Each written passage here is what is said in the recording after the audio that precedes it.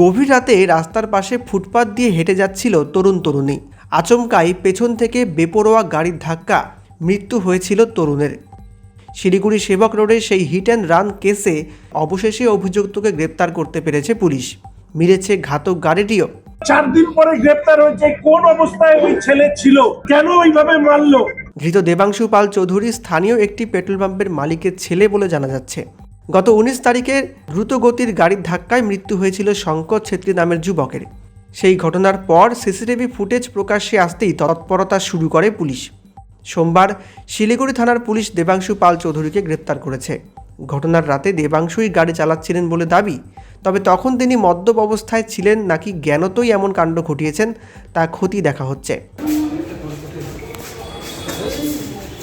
12টা 35 মিনিটে একটা ইনসিডেন্ট হয়, যে ইনসিডেন্টে একটা গাড়ি হাই স্পিডে এসে পানিট্যাঙ্কি মোড়ের কাছে দুজন রাস্তার পাশ দিয়ে হেঁটে যাচ্ছিল, একটি ছেলে এবং একটি মেয়ে, তাতে ড্যাশ করে এবং তার পরে একজন ছেলে মারা যায় এবং একটি মেয়ে সিরিয়াসলি ইনজিউর্ড আছে। তো আমরা সেই ঘটনার তদন্ত শুরু করি, সিসিটিভি ফুটেজ পাই বিভিন্ন জায়গায়, আমাদের তদন্ত চলছিল। তদন্ত আমাদের আজকে একটা আমরা লিড পাই, সেই লিড অনুযায়ী আমরা প্রথমে অফেন্ডিং ভেহিকেলটা একটা শহরের গ্যারাজ থেকে, শোরুম থেকে আমরা অফেন্ডিং ভেহিকেলটাকে প্রথমে আইডেন্টিফাই করি এবং তাতে যা ইনসিডেন্ট ছিল এবং তারপরে গাড়িটা ওখানে গিয়েছিল, বাকি সব জিনিসগুলো মিলে যাওয়ার পর তারপরে গাড়ির ওনারকে আমরা আইডেন্টিফাই করার পরে তাকে ডিটেন করে জিজ্ঞাসাবাদ করে he has confessed the guilt এবং আমরা অফেন্ডিং ভেহিকেল এবং যে অফেন্ডার মানে যে ঘটনাটা ঘটিয়েছে তাকে আমরা অ্যারেস্ট করেছি। এবং আজকে এতগুলো শহরে সিসিটিভি ক্যামেরা থাকা সত্ত্বেও কেন ডিটেকশন হচ্ছিল না সেই নিয়ে থানায় এসেছিলাম। 24 ঘন্টা সময় দিয়েছিলাম যে গ্রেপ্তার না হলে এবার পরবর্তী পদক্ষেপ রাস্তা দেখে নেব।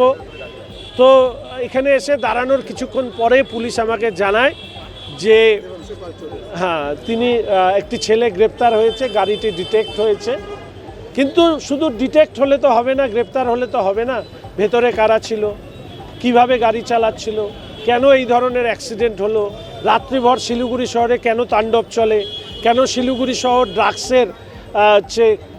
ড্রাগসের আস্তাকুড়েতে পরিণত হয়েছে, কেন শিলিগুড়ি শহরে রাত্রে মাদকাসক্তদের ভিড়, কেন শিলিগুড়ি শহরে পাব রেস্টুরেন্ট সময়ের পরে খোলা থাকছে, এই সব নিয়ে কারা টাকা খায়, কারা টাকা খেয়ে এদেরকে এসব করতে দেয়।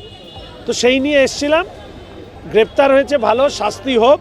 শঙ্কর ছেত্রীর পরিবারের কাছে তো আমারও একটা দায়বদ্ধতা ছিল।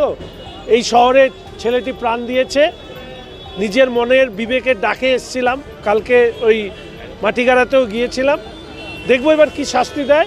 আর ভবিষ্যতে যদি এই সমস্ত কিছু বন্ধ না হয়, এবার রাত্রেবেলা রাস্তায় আমি বেরোবো।